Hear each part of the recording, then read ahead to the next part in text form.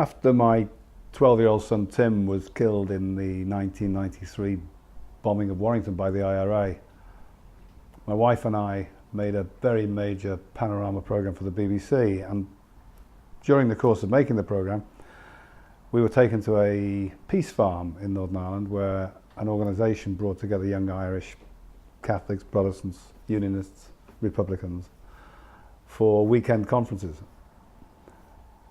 We spent a day there watching them, listening to them, and we realised that this was a very interesting enterprise where, even though they held diametrically opposed views about various subjects, whether it was politics or their faith or the future for Northern Ireland, they were all united in the cause of peace, and they all recognised there was no future for Northern Ireland's peace in using armed force.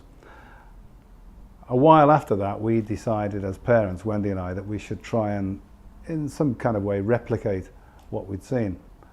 So we formed a charity in 1995, and we started off with one simple programme. We called it the Tim Parry Scholarship, and it brought together young people from Warrington and Dublin and Belfast.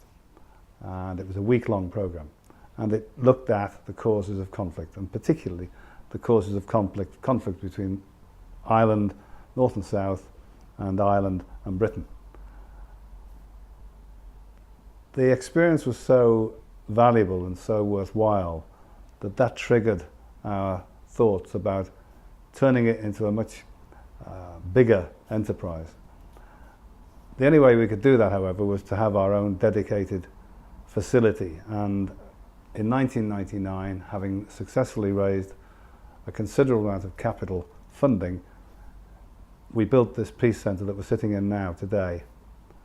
And the Peace Centre is now a recognised facility, not just in Warrington, but I would say nationally and perhaps internationally as well. Here in the centre we provide a range of learning programmes for young people of all ages, from this country and from further afield, young people of different faiths, different races, different political persuasions. And we work with those young people to try to help them to understand that violent conflict cannot be the answer to any conflict which affects them directly.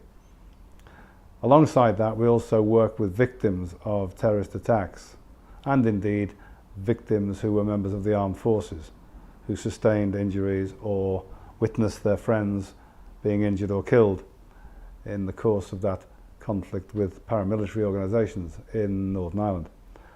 So the twin track approach we have is to work with young people and to work with adults. And we try increasingly now to spread the message of non-violent conflict resolution away from our Northern Irish roots and to the new issues which affect people in this country and beyond. And I would say those new issues are the issues of interfaith, inter-race violence, as witnessed by 9/11, 7/7 in London, and any number of other international terrorist attacks, which have been, more often than not, triggered by Al-Qaeda or Al-Qaeda franchise groups. So in the 18 years since we formed the charity and in the 13 years since we built the Peace Centre, we've moved our operations onto a huge scale from where we began as a very simple one programme charity.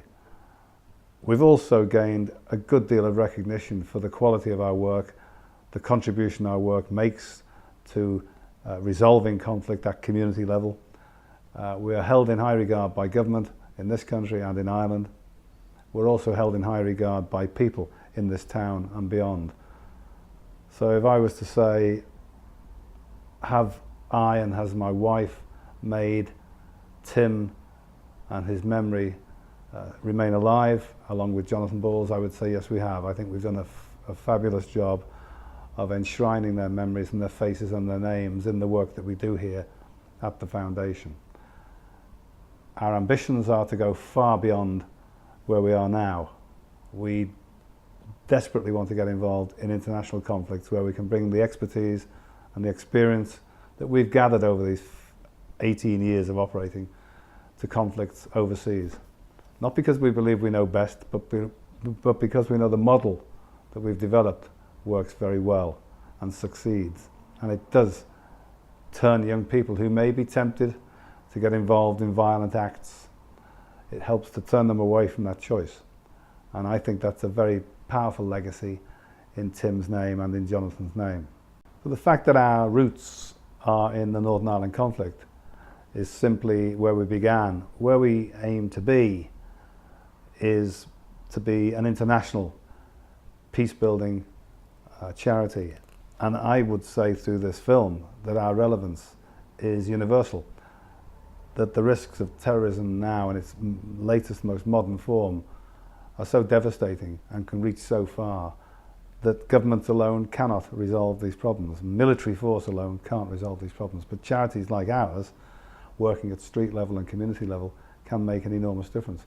And I would say that whether you're looking at this from the perspective of just a normal human being, or whether you're involved in conflict, or whether you're in the military, or whether you're in government, or whether you're running a company or a big corporation, we are relevant to you. We're relevant to everybody. Peace is the most pressing human issue that's out there now. And parents up and down the land and in many countries worry about the future for their children. And we can and do make a difference. So I would encourage you to support us as a very relevant charity, wherever you are and whatever you do.